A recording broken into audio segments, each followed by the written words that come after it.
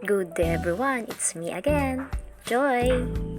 Ngayong araw na to is may napaprint sa akin ng mga modules. So yan, dinidelete ko muna para makapag-send ulit yung aking another customer.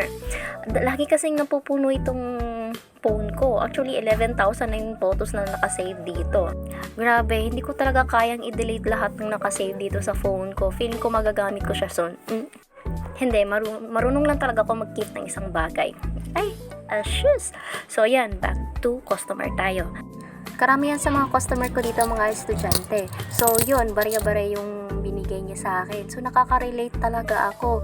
Actually, nahirapan kami mag-count kung magkano yung babayaran niya. Gusto niya kasi is sa isang paper is 1 photo yung ilalagay namin.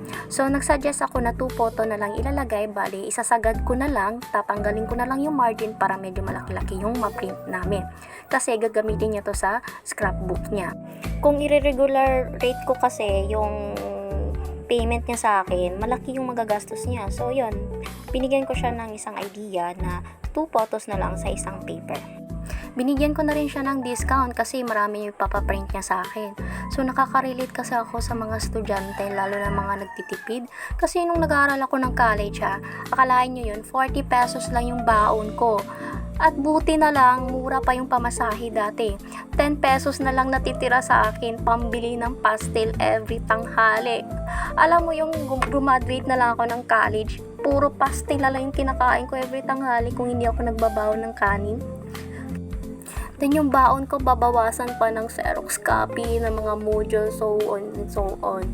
Grabe yung struggle ko dati. So ngayon, nakaka-relate ako sa mga estudyante. So binibigyan ko sila ng discount.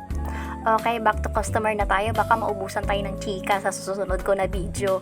Instead of Microsoft Word yung gagamitin ko, Photoshop yung gagamitin ko para sagad na sagad, walang matitirang margin dyan. Medyo madami-dami na rin yung na-print natin. Umuwi muna yung customer kasi kulang yung pera niya. So yan, hihintay na lang natin siya habang tinatapos natin ang pag-print. Wait muna, re-replyin ko muna kayo isang customer ko na nag-order sa akin ng activity book. So sa mga gustong umorder na activity book, murang-mura lang po. PM lang. Patapos na rin tayo at nandito na rin ang ating customer at kukunin niya na ang kanyang pinapaprint.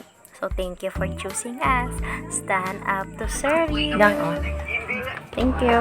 Bilangin mo, baka hindi ang 20.